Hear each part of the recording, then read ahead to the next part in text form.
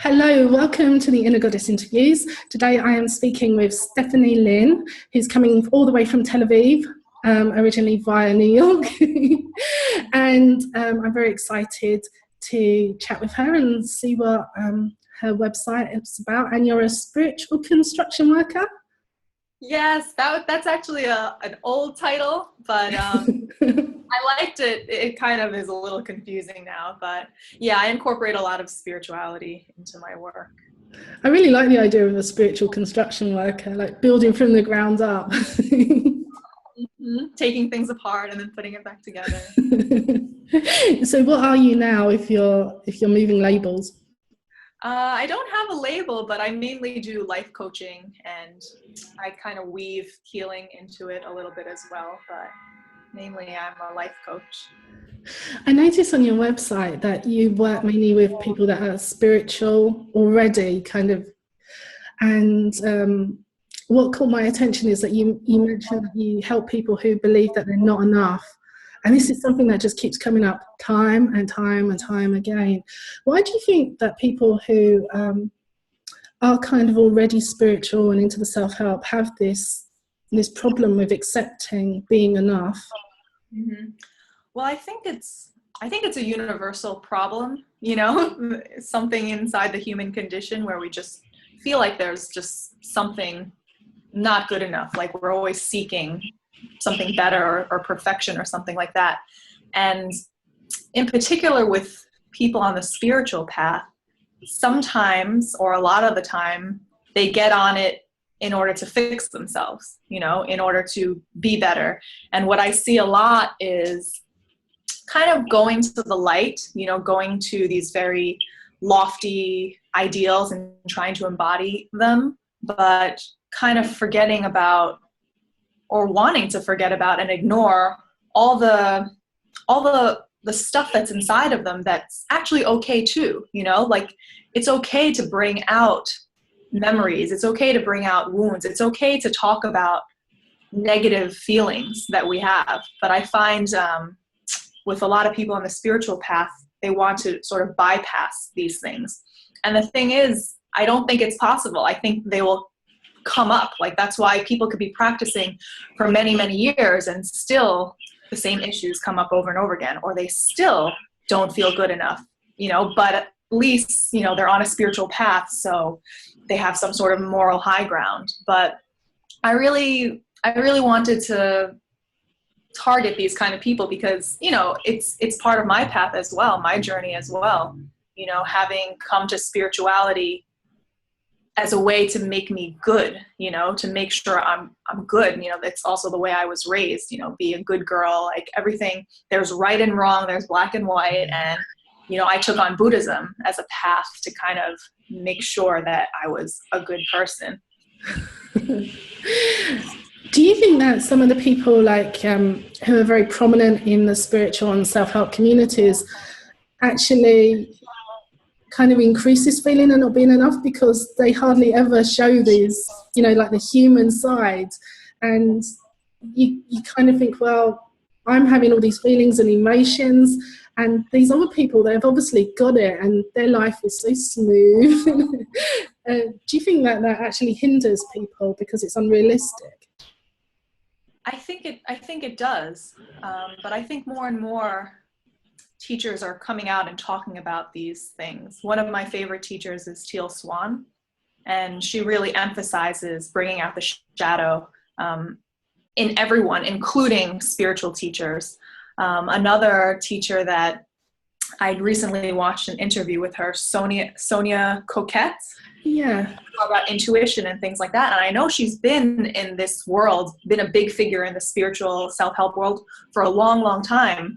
But she just came out with this book talking about how, basically she was finally confronted with all these things that she had been suppressing, even as she was going around the world teaching about love and intuition and following, tapping into your guides and things like that. And it's not like she was pretending. She said that it was just, it wasn't conscious, it was just under the surface. And all the practices that she was doing were not really directing her in the direction of the things that were beneath the surface. It was directing her towards the ideal, you know, the light, things like that. And eventually, I think there was a series of deaths in her family, and she was just kind of confronted with these things, with these memories that she says she has suppressed. And so it was really cool to see a teacher like that come out, you know, about the shadow, about the dark things. So I hope it's changing. I think it's actually changing, but you're right. You know, traditionally, spiritual teachers have just, you know, given off this presence and image that they don't experience all the things that we mere mortals experience. You know? Is that book by Sonia Choquette, is it something to do with a pilgrimage, isn't it? I've seen it advertised, but I haven't read it yet. I'll have to find the name of that. Oh, yeah, it sounds really good. She did I forget what it's called. I think it's in Spain. It's like the famous pilgrimage. It took her, I think, a couple of months. All right, I should check that out. Yeah. So in your work, do you help people like dig deeper, get to that shadow side to bring out wholeness, if you like? Yes. And I think I'm starting to focus more on this now. You know, my website is reflecting that more because I've been coaching for like about a year and a half. And I wasn't exactly targeting people, but I was always going in that direction. You know, every person I worked with, I would always go deeper and deeper and deeper. And I found that I couldn't just stay on the surface of, you know, action steps and, okay, what are you thinking? And let's change the thoughts, because sometimes it would work. You know, sometimes our mind is so incredibly powerful that once you recognize that your thoughts are kind of not giving you the results you want, you can change it, and then you start to see, you know, positive results. But there are some issues, like I find there are always some issues, and they're like the really deep issues that you can't simply use your mind to deal with it. You know, you have to go deeper into the emotions of it. And so I just found, you know, over the course of time working with people more and more that that's what I enjoy doing. You know, I like peeling away the layers and sort of holding the space for people to go into emotions that they would rather avoid, you know.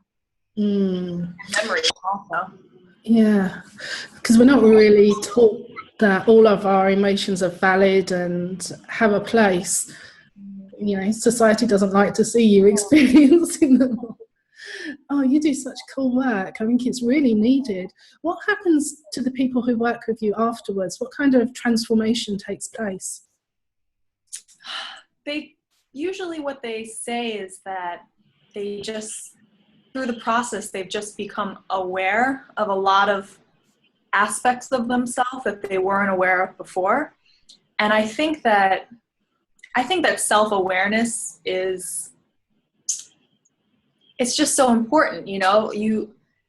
It's how you tap into, first of all, what you actually want. And I feel like the more you know yourself, the more smooth things go. Because I think when everyone talks about blocks and being stuck, and usually I find that when we're stuck or blocked, especially for long periods of time, there's something that we're not seeing, you know, there's something that we're not wanting to see maybe. And so I find that when you know, start to do a little searching and you uncover these things, the block dissolves, because, you know, the block was just, I think, a fractured part of yourself that was just unrecognized. And so the fullness of you is not moving forward, you know, in the direction that you want to go.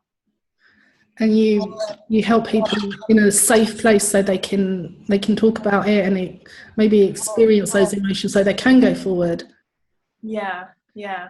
What I really try to do in the space is to let people know that it's okay to feel these things, you know, because I think that by feeling, you know, everything that we're feeling, even like the anger, even the resentment, like all of that stuff, it's what allows these feelings to be integrated. You know, if we don't allow ourselves to feel it, if we don't think it's okay to feel it, then they stay stuck, you know, in our body somehow. So yeah, I really enjoy providing that space for people. It's funny you should mention awareness. When I, last year, I finished my book and I sat there and I wrote everything, and everything that came up, like the whole answer to the universe is awareness. And I didn't even realize this until I sat there, and it kind of dawned on me that if you really want to make any changes, you have to be aware of what you're doing, what you're thinking, what you're feeling, why you've done it. And it's kind of amazing at how unaware we go through life. Yeah. And it's cool you say that too, because, you know, there's this idea out there that kind of makes sense to me, that part of the purpose of us even being here as extensions of this source consciousness is so that source can be aware of itself.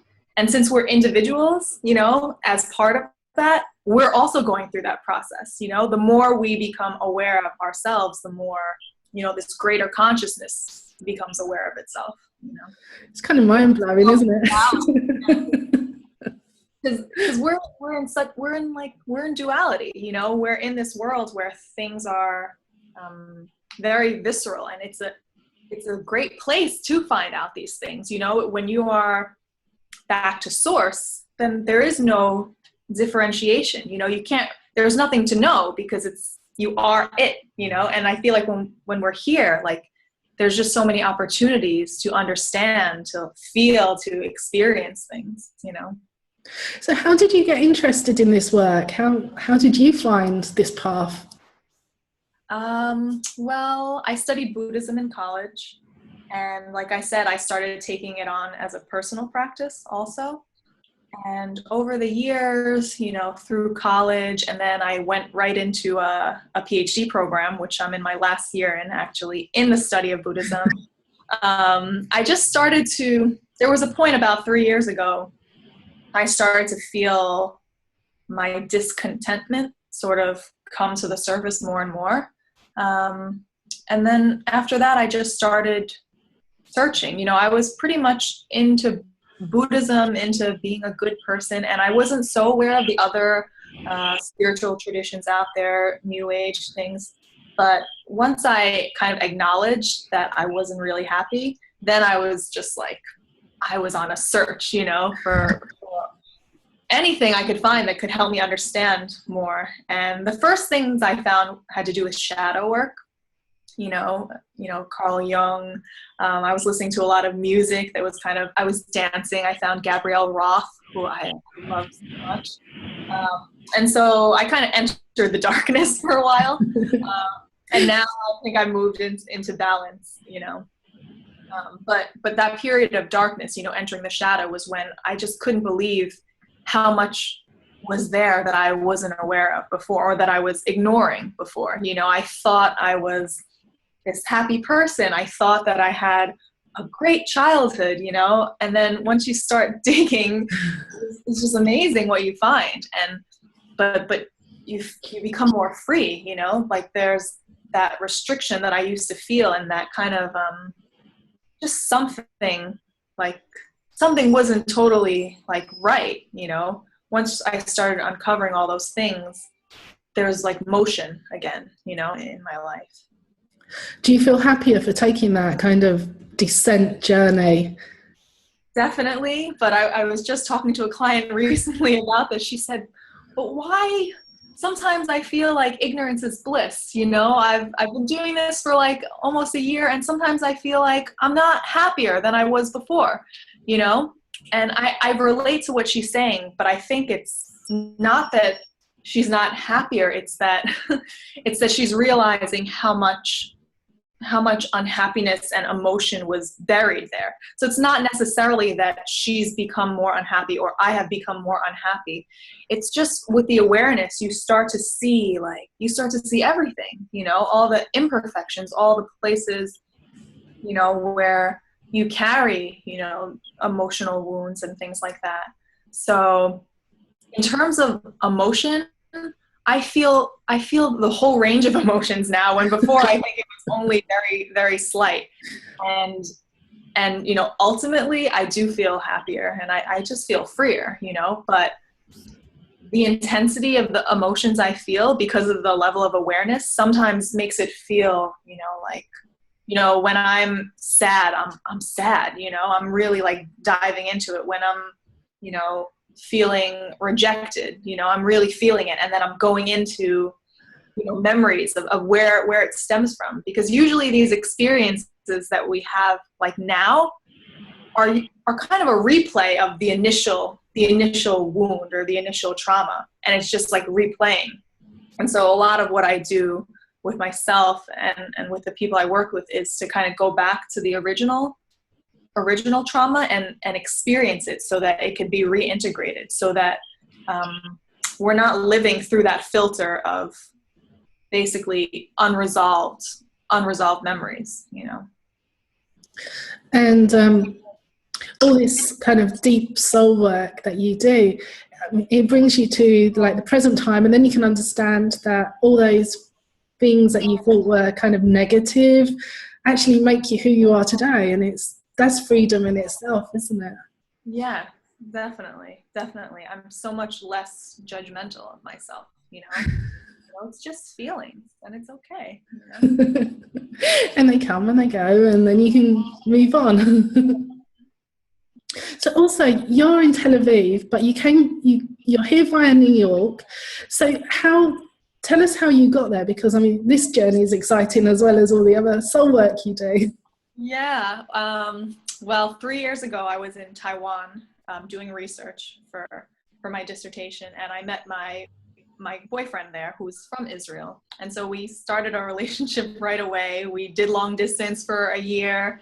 Then we lived together in Taiwan for a year. Then we did another year of a long distance. And finally, 8 months ago, I came to Tel Aviv. And we had decided kind of midway through the relationship to move here. And it was a big decision because we had always thought, you know, we would live in the States. Everyone thinks the States is the best place in the world to live, maybe especially compared to Israel. And we talked about it a lot. And I realized that he really wanted to be here. And I also felt this connection with this place for some reason. I had been here a few times, you know, with him. And so I just took the leap and I came here, and I don't regret it at all. Like, it really is an amazing place. And I think that there are so many things happening here that, you know, I think all over the world there are so many things happening. You know, everything is like speeding up and coming to a head, and I feel like this is one of the centers in which that is happening. And it's kind of fascinating to see the play of, you know, people, light and dark, not in terms of like some people are light and some people are not, like within ourselves, you know, the light and dark playing out. Like it's really amazing. It sounds like you're in the perfect place for who you are and what you do. That's fascinating. I've never been to Israel, but how does the land feel? Does the land call you? Yeah. Especially in Jerusalem, actually, there's this intensity in the air, but there is this holiness, sense of sacredness in the air, and not just for particular people, but everyone can feel it, you know. And I don't know. All I can say is everything is intense. You know, like everything feels like set up and more alive in a way. That sounds. I really must put that on my bucket list to go and visit. It's such a shame that there's so much turmoil around that region, isn't there? There's so much history. Yes. Oh, gosh. Yeah, must go there. So what else do? You do all your soul work, you're doing your PhD. I mean, there can't be much time left for you, Stephanie. There must be chock-a-block full. Those are the main things I'm working on right now. I also love yoga. I love to dance, you know, just in my house. I'm going on a retreat coming up. I don't know if you've heard of Drinvalo Melchizedek. No. The ancient secret of the flower of life. And he's just a really amazing teacher out there right now. And he has this workshop called Awakening the Illuminated Heart. And I mean, I just found his work a few months ago, but I found out one of his teachers is going to be here in the desert doing a workshop. So that's coming up. I'm really excited about that. And have you got anything coming up with your own work that people can come and... I'm basically focusing on my service, which is devotion sessions, which are, these one-on-one sessions where I do a lot of the work that we talked about one-on-one, and it usually goes for about 2 months, session once a week. And yeah, I enjoy diving deep into that. And I also work with people in person, since I moved here. Before I was doing mostly coaching via Skype. And I find that that's really cool too, to be in the flesh with people. It's a different experience. So people, if they're in the Tel Aviv area, they can come and work with you one-on-one in person, and international people via Skype? Yes. And where can they find you? On the my website is stephanielin.com. You can find me there. Yeah, you can connect with me there, anyone who's interested. And newsletters, and they can keep in touch? Yes, there's a newsletter you can sign up for on the website. That is absolutely brilliant. Just thank you for your time today, Stephanie. It's been amazing chatting with you and finding out about what you do and your journey into your work and your journey into Tel Aviv as well. I'm so nosy, thank you. And I also really love your work as well. I've been checking out your website and all the inner goddess things you're doing. Thank you. So thank you everybody for either watching or listening, and thank you, Stephanie, for your time. Thank you, it's been amazing. Thank you. Until next time, bye.